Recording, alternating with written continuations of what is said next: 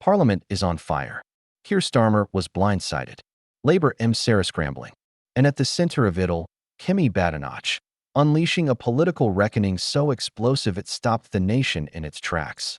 What she revealed live in Parliament has the power to upend the Labour Party, shatter public trust, and expose the truth behind the biggest political betrayal of the year. This isn't just a speech, it's a bombshell. And you're about to hear every word. Parliament descended into absolute chaos today as Kemi Badenoch took the dispatch box and detonated what can only be described as a political bombshell. A moment so raw, so unfiltered, that even the most seasoned Westminster observers were left stunned.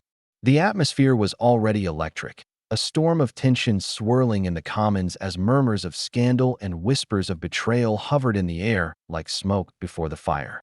But no one was prepared for what was coming. With steely resolve and that trademark unflinching stare, Badenoch stood tall, her voice slicing through the chamber like a blade. And with that first sentence, silence fell. You could hear hearts pounding. What followed was not just a statement. It was an indictment, a searing exposé that laid bare the rot Badenoch and many others believe has taken hold of the Labour frontbench under Sir Keir Starmer's polished but paper-thin leadership. She began by calling out the hypocrisy, the performative outrage, the shifting values, and the cold opportunism that she accused Starmer of embodying. This wasn't mere political theater, it was a strategic takedown. Kemi Badenoch unleashed a litany of accusations with surgical precision, charging that while Starmer parades himself as a principled leader, his record tells a darker tale. One of betrayal off his own base, silence when courage was needed, and complicity in cover-ups that are only now coming to light. And then came the receipts. Actual documentation. Names. Dates. Minutes from meetings that Labour hoped had long been buried. The air in the chamber thickened. Labour MPs squirmed. Starmer's face remained frozen, a mask of calm that couldn't hide the panic behind his eyes. What she unveiled next sent shockwaves rippling through every corner of Parliament. A whistleblower, previously anonymous, had come forward with damning evidence linking multiple Labour MPs to a covert network of backdoor lobbying, policy manipulation, and foreign influence. According to Badenoch, this wasn't mere speculation. It was an orchestrated effort to undermine democratic processes in favor of donor-class interests. And as she laid it all out, blow by blow, the opposition benches erupted in chaos. Shouts, jeers, desperate attempts to shout her down. But she was immovable. Her voice grew louder, sharper. She was on a mission, and not even the speaker's interventions could stop the momentum. She turned her focus to Starmer's own role, alleging that not only was he aware of these shady dealings, but both was briefed, consulted, and chose to remain silent. Why? Because it served his rise. Because complicity is the cost of ambition in modern Labour politics, she argued. Her words weren't just accusatory, they were drenched in moral fury, and it resonated. Even among the Tory benches, there was no smug glee, just awe. They were witnessing a moment that would be replayed for years to come. A line in the sand drawn by a rising force in British politics who wasn't afraid to name names and rattle cages. But perhaps the most explosive part came when she connected the dots to policy, when she showed how these alleged deals shaped Labour's recent policy reversals.